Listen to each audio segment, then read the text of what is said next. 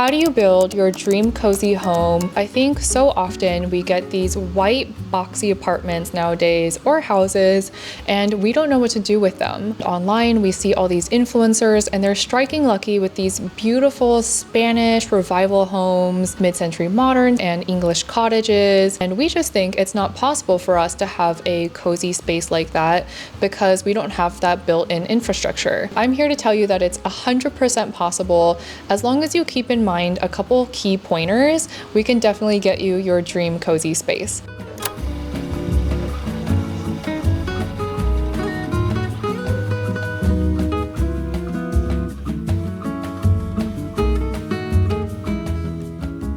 If you're new here, hi, I'm Z. I'm a tattoo artist, but I'm also someone who just loves home decor. If you couldn't tell, today I am joining you with this lovely coconut. Fun fact, I used to be called the coconut girl in high school because I used to carry around a coconut. But grab yourself something to drink and let's get started. I started off with a super cookie cutter white boxy apartment and turned it into my dream home. And I incorporated this priority list of 5 things that I feel like bring warmth into your space. So let's talk about the definition of cozy. What does cozy mean? Cozy is giving a feeling of comfort, warmth, and relaxation. Plush objects, warmth, falling asleep, and just a space that beckons you to like stay inside of it. I'm gonna list these in an order of priority that I believe are most important to least important, but obviously if you incorporate all these things, it's a surefire way to make everything extra cozy. Number 1. Warm lighting. So as basic as it sounds, we're bringing it back to the hearth, the fire, the sun. All of these things are warm, they have warm colors, and they bring heat. And when we incorporate warm lighting into our space, it definitely adds to that physicality of feeling warmer, even if the temperature is not necessarily there. So I would try to focus on the light bulbs that are within the 2500 and 3000 Kelvin scale range. To make things easy, I would suggest Phillips Hue lights. We've incorporated these all throughout our space and it's super worth it, even if it is a little bit more expensive, because you can really change up the vibe from daylight to like a rosy romantic vibe to even a sexy red. The thing that I'm saying no to is overhead recessed lighting.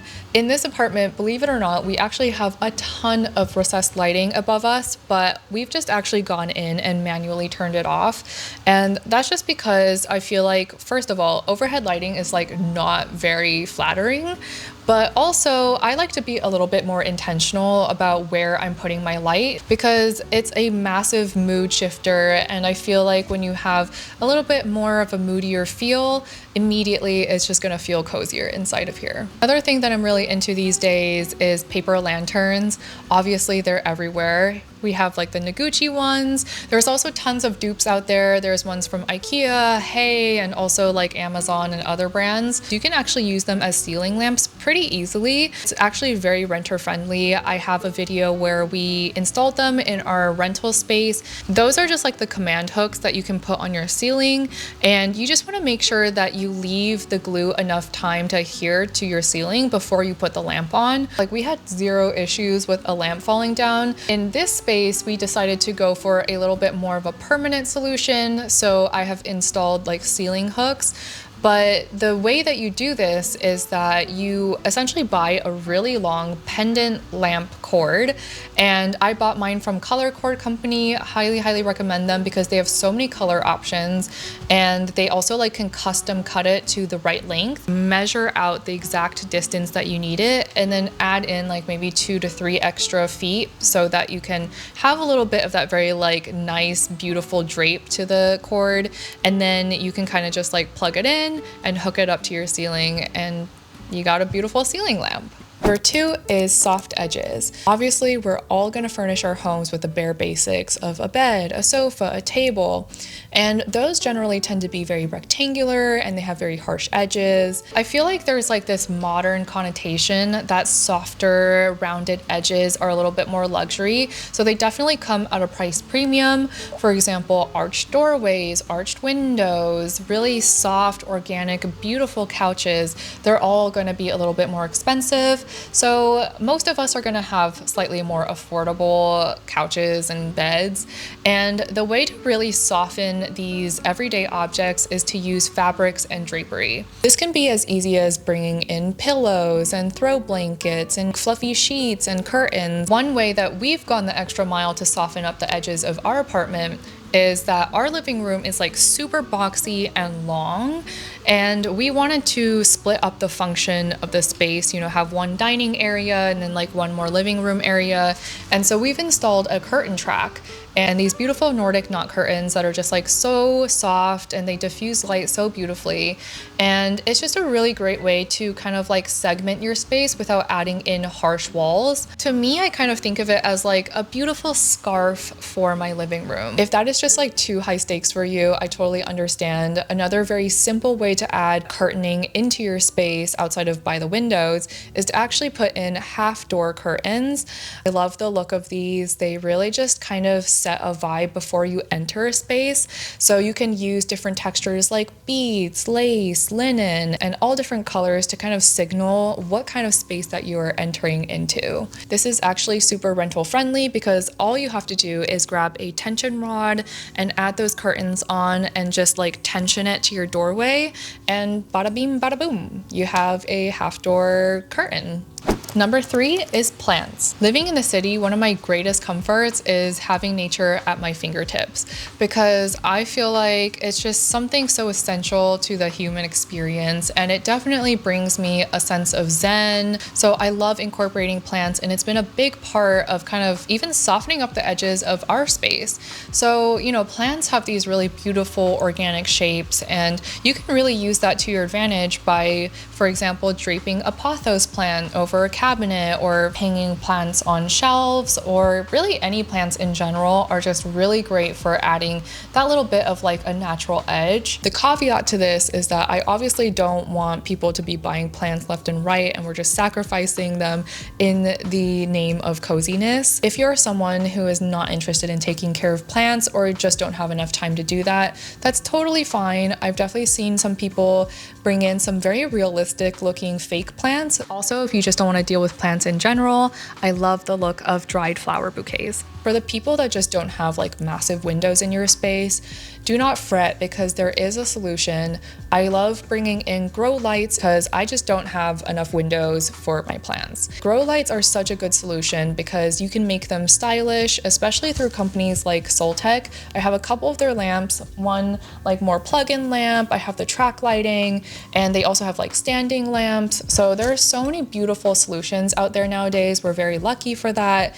And I think that if you can incorporate grow lights all throughout your space, you can have plants everywhere, and it honestly just changes the game entirely. Soltech has been so kind to partner with me for this portion of the video, and they are offering 15% off with the code SILKY15. They truly have the most design-forward, warm, ambient grow lights, and it's perfect for home decor and plant lovers alike, so please check them out. Number 4 is materials. I think materials have a huge impact on the vibe of your space, but there's not one set material that you have to use in order for a space to feel cozy. If that's confusing, what I mean is that most materials can be made to be cozy as long as you're styling it correctly. So you could have wood and tiles and metal, plastic, and all white furniture or all dark furniture, and all of those can be made cozy, but just make sure that you're striking a good balance of it all. I like to have like one star material. So in my space, I have a lot of wood, and that's just because I personally really like mid-century modern furniture, but if that's not your vibe, you can definitely do something else. I think it can be a little disorienting if you have like one wood shelf, one metal shelf, and then like one plastic shelf. It can look a little disjointed. So I prefer to have the larger furnishings to be all in one material, and then bring in the smaller accents that are made up of the different materials. Number 5, colors and patterns. Speaking of adding little accents and accessories, I love incorporating color and patterns into my space. I could do a whole video on colors, and I probably will at some point, so let me know if that's something that you're interested in. But If you are someone that's interested in incorporating a bit of color into your space, I feel like there's a couple ways that you can go about it. And so I'm gonna list them for you from like least dramatic to most dramatic. Number one is adding colors through little accents, trinkets, and objects. This is a great way to incorporate color. If you just like are obsessed with all white furniture, you can start by doing little accents like a little smisky, for example. Start really small and then kind of incorporate more as you go along. But this is really great if you want to walk into a space and have it be a little bit more minimalistic in terms of color, but then your eye just gets drawn into like small points around the room and it just keeps your eye moving, so it's very visually interesting. Number two is adding larger accent pieces of color through furnishings like couches, headboards, really large pieces of artwork, even painting the doors.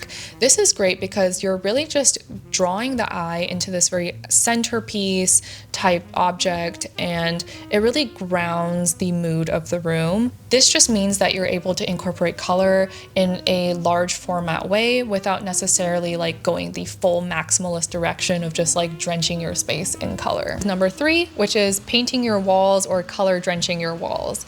I am such a huge fan of color drenching. I've done it a lot in my apartment, and to me it's been absolutely worth it because ever since I was little, I've always wanted to kind of have like different themes within my house. And so every room kind of has a different function, right? So for my bedroom, I've gone for like a really dark, deep blue color because it's kind of like the midnight sky and that's where I go sleep. And then for my office, I have a very buoyant green color. It just makes me feel more motivated, but I would definitely be a little bit careful about your paint colors. Make sure to use your samples. Test a couple samples before you make a commitment because this is definitely a huge commitment. That is everything that I wanted to share in this video, and please leave a comment below if you feel like there is anything else that I'm missing in terms of cosifying up your space. And if you decide to incorporate any of my tips, please let me know as well. Subscribe if you want to see more home decor content, and I will see you next time. Bye!